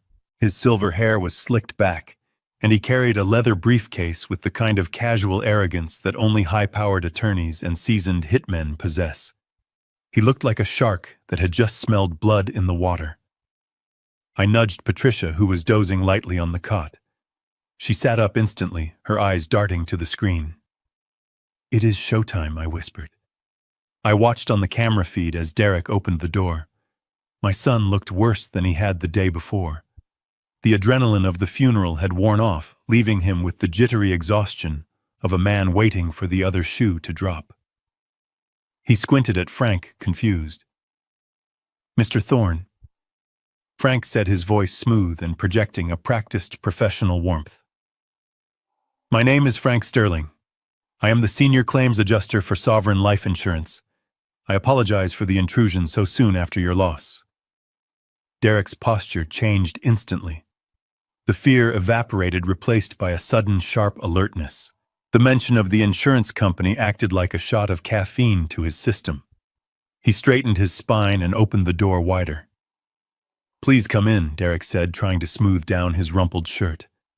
"I was expecting to hear from you, but not in person." Frank stepped into the foyer, his eyes scanning the room. I knew exactly what he was doing. He wasn't admiring the architecture. He was clearing the corners, checking for threats, mapping the exits. It was muscle memory from a lifetime of kicking down doors masked by a corporate smile. "This is a high-value policy," Mr. Thorne, Frank explained as he walked into the living room. $4 million is a significant sum. Typically, these claims take months to process, especially with the complications regarding the recovery of the remains. I saw Derek's throat bob as he swallowed hard. Complications. That was the word he feared most. However, Frank continued, setting his briefcase on the coffee table and snapping the latches open with a loud click. Sovereign Life prides itself on supporting families in times of crisis. Given the sheriff's report and the witness testimonies, the board has decided to expedite the claim. "We want to help you move forward, Derek." Mallory appeared from the kitchen then. She must have been listening from the hallway, because she moved with a predatory speed. She walked right up to the table, her eyes locked on the paperwork Frank was spreading out. "Expedite?" she asked, her voice breathless. "What does that mean exactly?" Frank pulled a fountain pen from his pocket. "It means the funds have been approved for release. The check has been cut. It is sitting in my office safe right now." I watched Derek and Mallory exchange a look. It was a look of pure, unadulterated greed. It was electric. They didn't look at each other with love. They looked at each other like accomplices who had just pulled off the heist of the century. They thought they had gotten away with it. They thought the universe was rewarding them for their cruelty. "There is just one procedural hurdle," Frank said, dropping the bait. The air in the room froze. Mallory's smile faltered. "What hurdle?" she snapped a little too aggressively. Frank didn't flinch. He looked at her with a calm, steady gaze.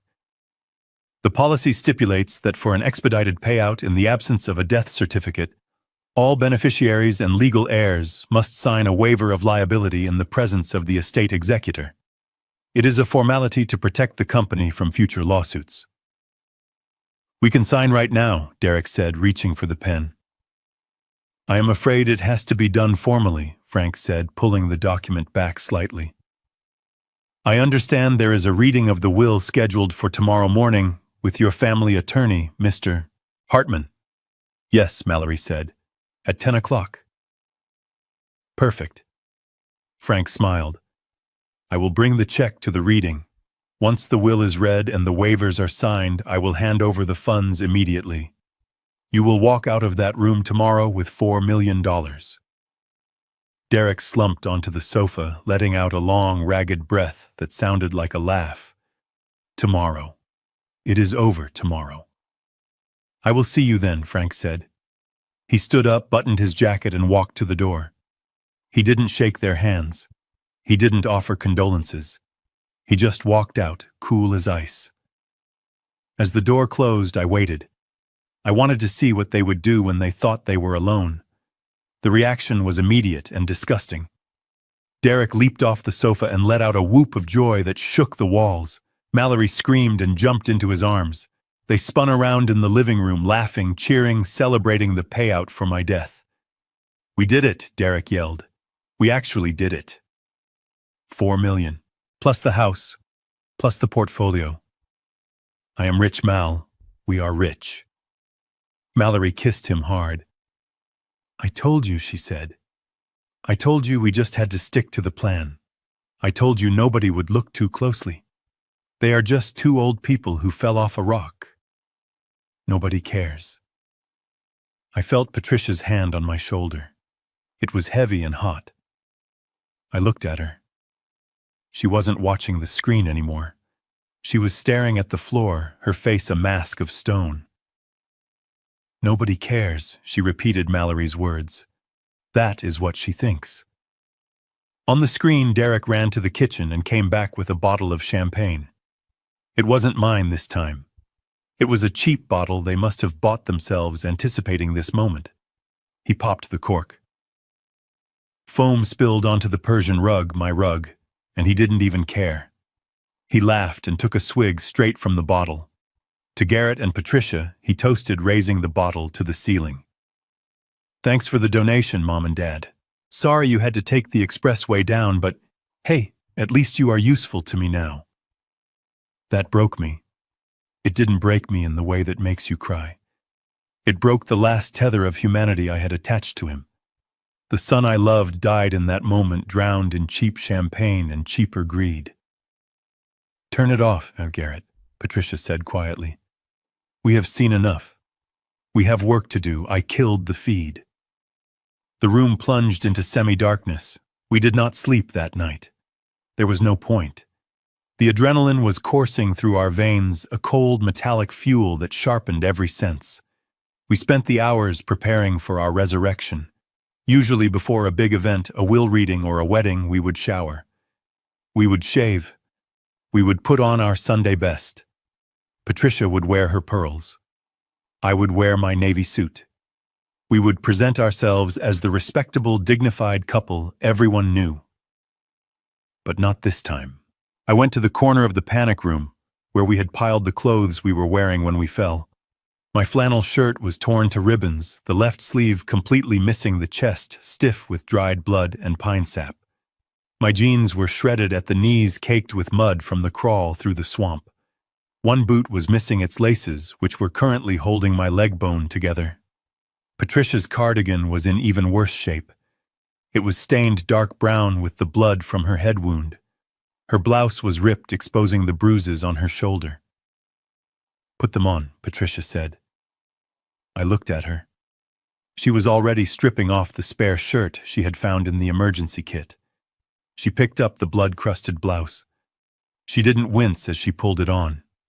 She buttoned it up with a grim determination, like a knight donning armor.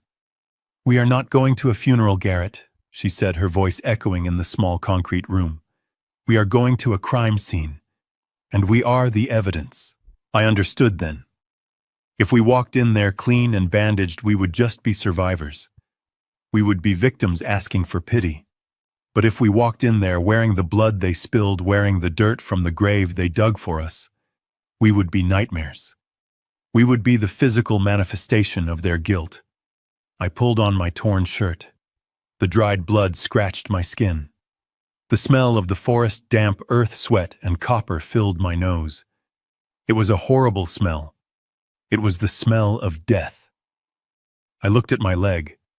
The makeshift splint was ugly, a bundle of sticks and belts.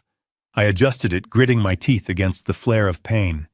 I grabbed the crude crutch I had fashioned from an old broom handle I found in the supply locker. Patricia stood before me. She had taken a little bit of water and mixed it with the dust from the floor, smearing it on her cheeks to replicate the grime of the trek. She undid the bandage on her head, revealing the angry, jagged scab of the gash. It looked horrific.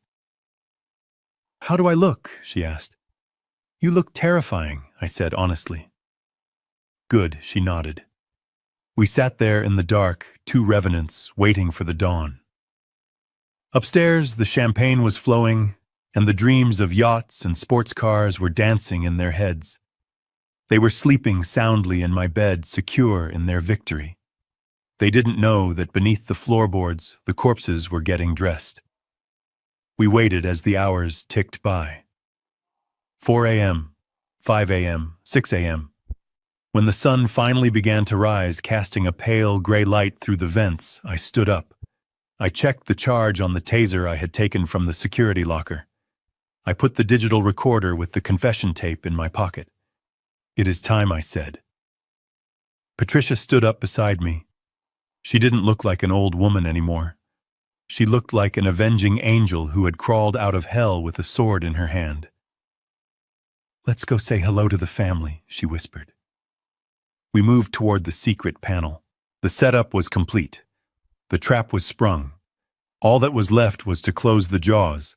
The library was pitch black save for the thin sliver of light cutting under the doorframe. The air around us was thick with the scent of old paper and the metallic tang of the dried blood on our clothes. I stood there in the darkness, leaning heavily on my makeshift broom-handle crutch, feeling the weight of the moment pressing down on my shoulders. Patricia was beside me, her breathing steady and rhythmic, a warrior preparing for the final charge. We were separated from the people who tried to kill us by only 2 inches of oak, yet the distance felt like an eternity. Through the wood, the sounds of the living room drifted in. I could hear the rustle of suits, the clinking of china cups, and the low murmur of voices. It was 10 o'clock in the morning. The stage was set. I pressed my ear against the cool wood of the door panel. I could picture the scene perfectly. They would be sitting in a semicircle. Derek and Mallory on the sofa trying to look somber, but vibrating with the energy of lottery winners. Sheriff Miller in the armchair, uncomfortable in his uniform, holding his hat in his lap. Hartman at the head of the coffee table arranging his documents like a conductor preparing an orchestra. And Frank, my old friend Frank, would be standing near the fireplace, the wolf in sheep's clothing, guarding the check that was never going to be cashed. "Let us begin!" Hartman's voice boomed. It was a voice I had paid thousands of dollars for over the years, a voice that was supposed to protect my interests. Now it was the voice of my executioner. I heard the shuffle of papers. "As you know," Hartman continued, "the circumstances of Garrett and Patricia's disappearance are tragic. However, the law requires us to be pragmatic. Given the expedited status of the insurance claim and the consensus regarding the accident, we are proceeding with the assumption of death to facilitate the transfer of the estate." I waited for someone to object. I waited for Derek to say, "Stop. That is my father you are talking about." But there was only silence. A greedy, hungry silence. Hartman began to read the terms. "I, Garrett Thorne, being of sound mind and body, hereby bequeath my entire estate, including all real property, the investment portfolio currently held at Chase Bank, and all personal effects to my only son, Derek Thorne." I heard a sharp intake of breath from the sofa. It was Derek. He was hyperventilating. The numbers were becoming real to him. He wasn't hearing words. He was hearing freedom from the loan sharks. He was hearing the engine of a new Porsche. He was hearing the applause of the friends he had lied to. Furthermore, Hartman droned on his voice, devoid of any real emotion. "The contents of the safety deposit box, the vintage car collection, and the patent royalties are to be transferred immediately upon signature of this affidavit." Mallory cleared her throat. "And the insurance?" she asked. Her voice was sharp, cutting through the legal jargon. She didn't care about my patents. She didn't care about the cars. She wanted the cash. "Mr. Sterling has the check right here," Hartman said, sounding annoyed at the interruption, but remaining professional. I imagined Frank nodding slowly, patting his breast pocket. "That is correct," Frank said. His voice was calm, authoritative. $4 million payable to the estate of Garrett Thorne. As soon as the waivers are signed and witnessed by the sheriff, the check is yours." The tension in the room was palpable even through the door. I could feel it vibrating in the floorboards. This was it. The moment they had killed for. the moment they had damned their souls for. Sheriff Miller spoke up then. His voice was heavy, filled with a genuine sadness that made my chest ache. I just want to say, Derek, that your dad was a good man. I remember when he helped build the community center. He didn't charge the town a dime. He just wanted the kids to have a safe place to play. I hope you honor that memory, son. There was a pause. I knew Derek was struggling to find the right face to wear. I will, Sheriff Derek said. His voice wavered, but not with grief. It wavered with impatience. He just wanted the man to stop talking so he could get the money. I will build a garden. In their name. A garden. He was going to build a garden with blood money. Patricia gripped my arm in the dark. Her fingernails dug into my bicep through the torn flannel shirt. I knew she was thinking about her rose bushes, the ones she had tended for 20 years, the ones Derek would probably bulldoze to put in a swimming pool. Okay, Hartman said, sensing the impatience in the room. Let us conclude this. I have the affidavit of survivorship and the waiver of liability here. Derek, you sign first. Then Mallory. Then the sheriff will witness. I heard the scratch of a pen being uncapped. It was a distinctive sound. It was my fountain pen. I had left it on the desk. Hartman was letting my son use my own favorite pen to sign away my life. Sign right there, Hartman instructed. On the dotted line. I closed my eyes. I could see it. The nib of the pen hovering over the paper. The ink that would seal our fate. The final nail in the coffin.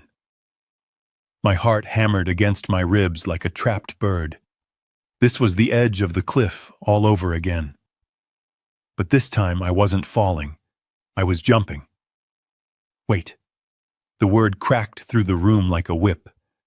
It wasn't Derek. It wasn't Hartman. It was Frank. I opened my eyes in the dark. Here we go. What is the problem, Mr. Sterling? Hartman asked, his voice dripping with irritation. We are in the middle of a legal proceeding. I apologize, Frank said, and I could hear the smile in his voice. But there is a procedural error. Error, Mallory snapped. What error? The paperwork is perfect. You said it was approved. The claim is approved, Frank said smoothly. But in cases of expedited payouts involving high-net-worth individuals, there is often a supplementary clause in the policy, a clause that allows for a final statement from the policyholder. Hartman laughed. A final statement. The policyholder is dead, Mr. Sterling. Unless you have a Ouija board in that briefcase, I suggest you let my client sign the document. I do not have a Ouija board, Frank replied. His voice dropped. It became cold. It became dangerous. But I do have Clause 414B, the testator's privilege. It states that before the assets are transferred, the deceased must be given the floor. The room went silent. I could feel the confusion radiating from them. They were looking at Frank like he was insane. That is absurd, Derek said, his voice trembling. My dad is dead. He is at the bottom of a canyon. How can he have the floor? Frank didn't answer him. Instead, he took 2 steps across the Persian rug. I could hear his heavy footsteps approaching the library door. He stopped right on the other side. Actually, Frank said, raising his voice so it echoed off the vaulted ceiling. The clause is quite specific. It says that the truth must be heard. And sometimes the truth doesn't come from a piece of paper. Sometimes it walks through the door. Frank knocked on the wood. 3 sharp raps. Knock, knock, knock. The sound was thunderous in the silent house. I looked at Patricia. In the faint light from the crack, her eyes were blazing. She nodded once. I reached out with my trembling hand and gripped the brass knob. It was cold under my palm. My leg was screaming in pain, but I forced myself to stand tall. I shifted my weight to the crutch. I turned the handle. Click. The latch disengaged. The sound was small, mechanical, but in that room it must have sounded like a gunshot. I didn't open it quickly. I didn't burst in. I wanted them to suffer. I wanted them to watch the impossible unfold in slow motion. I pushed. The heavy oak door swung inward. I had not oiled these hinges in years. As the door moved, the metal groaned. It was a high-pitched, screeching wail that rose in pitch as the gap widened. Screech! It sounded like a coffin lid opening. It sounded like a scream from the grave. The light from the living room flooded into the library, blinding me for a second. I blinked my eyes, adjusting to the brightness. The dust motes danced in the shaft of light, swirling around us like a halo. As the door fully opened, revealing the two of us standing in the threshold, the silence in the living room was shattered. It wasn't a scream. It was the sound of air being sucked out of the room. It was the sound of 4 hearts stopping at the exact same time. I stood there, framed by the darkness behind me. I was covered in mud. My shirt was torn and bloody. My leg was wrapped in dirty sticks and belts. Beside me, Patricia looked like a specter of vengeance, the dried blood on her forehead looking like war paint. I looked directly at Derek. He was holding the pen. He was frozen, his mouth hanging open, his eyes bulging out of his head. He looked at me then, he looked at the check, then back at me. His brain could not process what he was seeing. I took a step forward. The crutch hit the hardwood floor with a heavy thud. Thump. I cleared my throat. My voice was raspy, damaged from the cold nights and the screaming silence, but it was steady. I believe I said, looking straight into the terrified eyes of my son, "That is my pen you are holding, and I am not done using it yet." The light from the living room stung my eyes, but I did not blink. I wanted to see everything.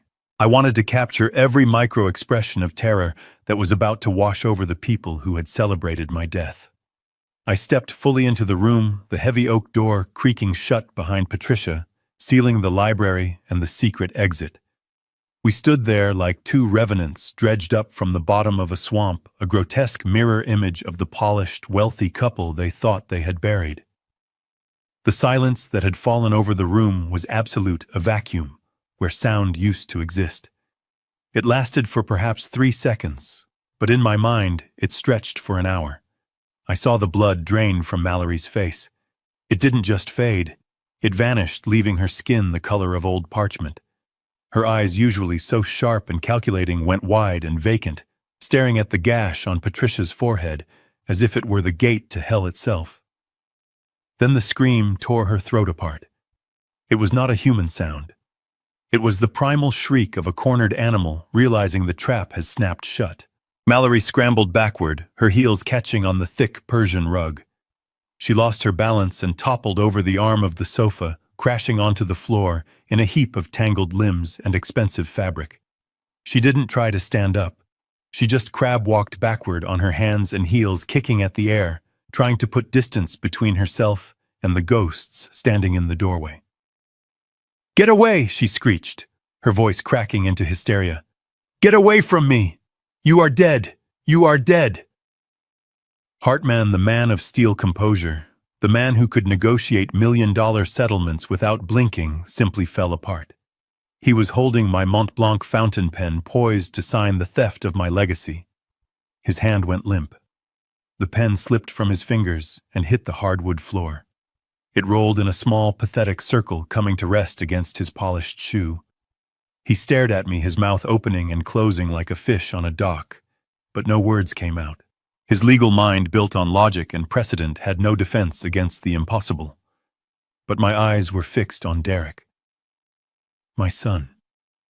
The boy I had carried on my shoulders. The man who had pushed me. He had not moved. He was still sitting on the edge of the sofa, his hand frozen in midair where he had been reaching for the pen. He looked at me and I saw the years strip away from his face. He wasn't a 38-year-old businessman anymore. He was 6 years old again, terrified because he had broken a window. Then I smelled it. A sharp, acrid scent of ammonia cutting through the smell of expensive coffee and my own forest grime. I looked down at his trousers. A dark stain was spreading rapidly across the crotch of my stolen suit pants, soaking into the fabric, dripping onto the cushion of the sofa. He had lost control of his bladder. It was a cruel, visceral detail, a callback to his childhood, when fear would paralyze him. But this time, I felt no urge to comfort him. I felt no instinct to tell him it was okay. I just watched the stain spread, a physical manifestation of his cowardice. I took another step forward. Thump, drag, thump. The sound of the broom handle hitting the floor echoed like a judge's gavel. I stopped 3 feet away from him. I loomed over him, letting him smell the mud on my clothes, letting him see the splinters in the wood tied to my broken leg. I did not shout. Shouting is for men who are not sure of their power. I had all the power in the world right now. "Hello, son," I whispered. My voice was a wreck. It was rasping, grinding, sounding like 2 stones rubbing together. But it carried to every corner of the room. 40 meters is a long way down, isn't it? I asked, leaning in closer. But evidently it was not deep enough to keep us there. Derek began to shake. It started in his hands and took over his whole body, a violent tremor that made his teeth chatter. He looked up at me, his eyes wet, pleading, desperate. "Dad," he stammered. The word sounded foreign in his mouth. "Dad, it was an accident." I stared at him. Even now, even with the mud of the grave standing in front of him, he was still lying. I slipped. Derek babbled, the words tumbling out over each other. "I tried to grab you. I swear. I tried to grab Mom. It was slippery. I was scared. I didn't know what to do." He looked at the sheriff, seeking an ally. "Tell him, Sheriff." I was devastated. "I have been crying for days. I thought you were gone. I was just trying to follow your wishes." Mallory, still on the floor, seized onto the lie. "Yes," she cried out, pulling herself up to her knees. "It was a terrible accident, Garrett. We were in shock. We were going to use the money to build a memorial. We loved you." Patricia stepped forward then. She didn't have a crutch. She didn't need one. She walked with a terrifying grace, her bloodied head held high. She looked down at Mallory with a cold, clinical detachment. "A memorial?" Patricia asked softly. "Is that what you call a beach house in the Cayman Islands?" Mallory froze. Hartman flinched. They realized then that we knew. We knew everything. Derek tried one last time. "Dad, please. You are confused. The fall. You hit your head. You are imagining things. Let us get you a doctor. We can fix this. We can be a family again." I reached into the pocket of my torn flannel shirt. My hand closed around the cold plastic of the digital voice recorder. I pulled it out. It was a small black device, insignificant looking, but it held the weight of a guillotine blade. I tossed it onto the coffee table. It landed with a heavy clatter right on top of the insurance papers. Derek looked at it. He knew what it was. He had seen me use it to dictate notes on construction sites for years. "Family," I said, my voice dripping with ice. "A family does not check to make sure the bodies are dead before they call 911. I reached out with a trembling finger and pressed the play button. The recording was crisp. The acoustics of the canyon had captured every syllable. First came the wind, then Derek's voice. "I cannot see them." "Are you sure, Mallory? That is a long way down. What if they are just hurt?" Then Mallory's voice filled the living room, loud and clear, shattering the last remnants of their defense. "Stop pacing, Derek. Nobody survives a drop like that. Do not be weak. Do you want to go to prison, or do you want $4 million? It is either them or us." I let the tape run. I let them hear the part about the wolves. I let them hear the part about the fake tears. When the recording ended, the silence that returned was heavy, suffocating, and final. I looked at Sheriff Miller. The man had stood up. His face was a mask of fury. His hand was resting on his holster. He wasn't looking at me with pity anymore. He was looking at Derek with the eyes of a lawman seeing a criminal. I looked back at my son. He had stopped shaking. He had stopped crying. He just stared at the recorder, realizing that the little black box had just closed the door on his life forever. "Accident," I whispered, leaning down so my face was inches from his. I stood up straight, adjusting my crutch. "Sheriff," I said, not taking my eyes off the man who used to be my son, "I believe you have heard enough to make an arrest." "And Frank," I added, looking at my friend, who was smiling grimly by the fireplace, "please hand me that pen. I have a new will to write." Sheriff Miller did not wait for an explanation. He had heard the voice of a woman plotting murder, and he had heard the voice of a son agreeing to it. He drew his service weapon, the heavy black steel looking absolute and final in the morning light. He stepped over the coffee table, kicking the insurance papers aside with his boot. "Derek, put your hands behind your head," Miller commanded, his voice shaking with a suppressed rage. "Now!" Derek did not move fast enough. He was still staring at the tape recorder, his mind trapped in the loop of his own voice condemning him. Miller grabbed him by the collar of the cheap suit jacket, spun him around, and slammed him chest first against the wall. The sound of the impact was satisfying, a dull thud that shook a painting crooked. I watched as the cold steel cuffs clicked around my son's wrists. Click, click, the sound of his freedom ending forever. Mallory tried to run. It was a pathetic attempt.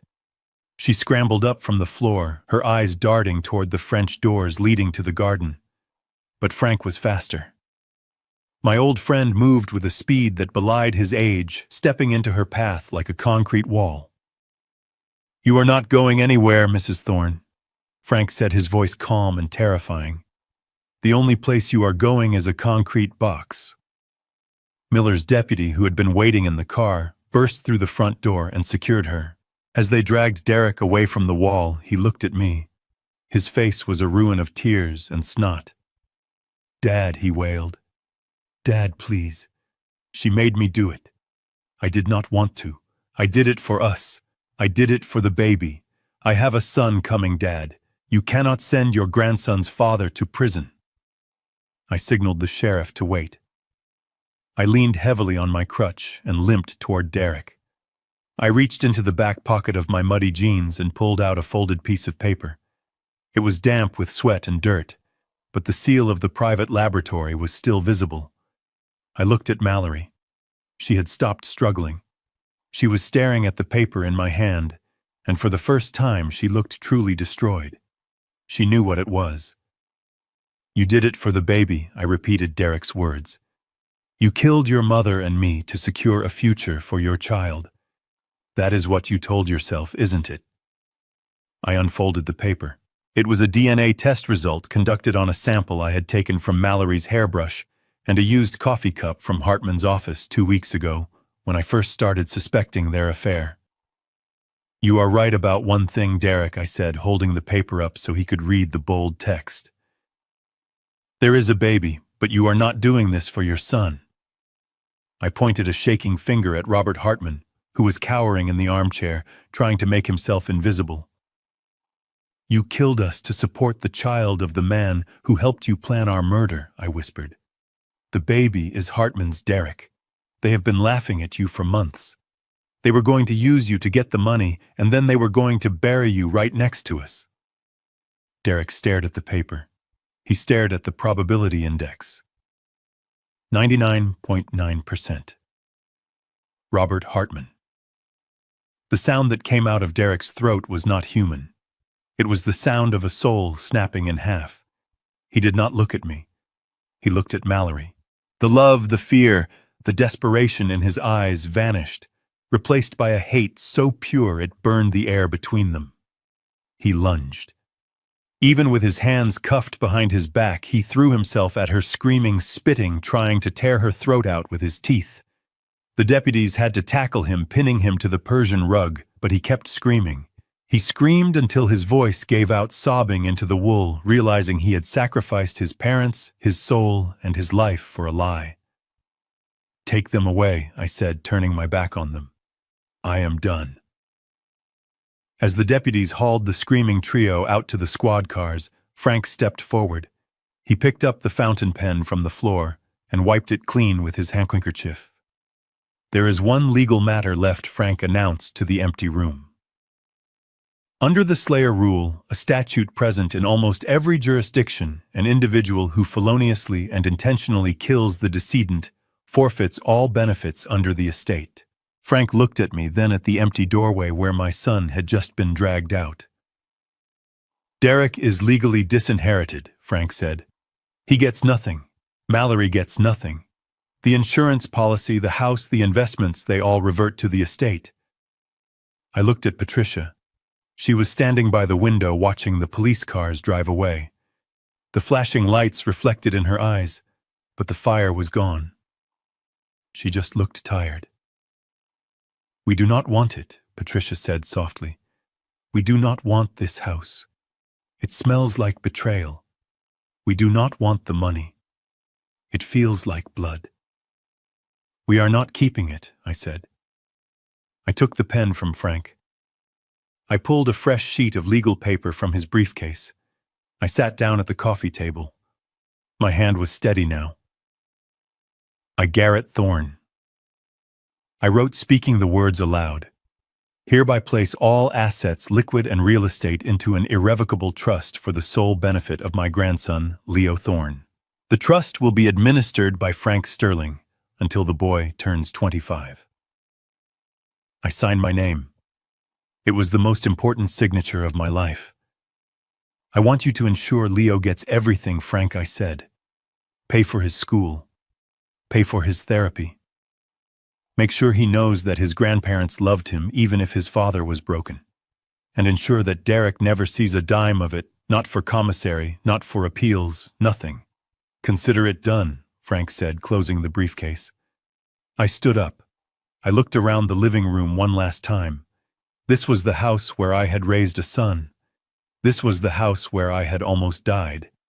It was just wood and stone now. The home was gone. "Let's go, Patricia," I said. "We have a boat to catch." 6 months later. The ocean air was clean. That was the first thing I noticed every morning when I woke up. It didn't smell like pine or damp earth or blood. It smelled like salt and freedom. I sat on the aft deck of the Horizon, a 40-foot catamaran we had bought with the retirement savings we had kept separate from the estate. My legs still ached when the weather turned a permanent souvenir from the cliff, but I could walk without the cane now. Patricia walked out from the cabin carrying 2 mimosas. Her hair had grown back, covering the scar on her forehead, and her skin was tanned from the Caribbean sun. She didn't look like the woman who had sharpened a knife in a panic room. She looked like herself again, only stronger. She handed me the glass and sat down next to me.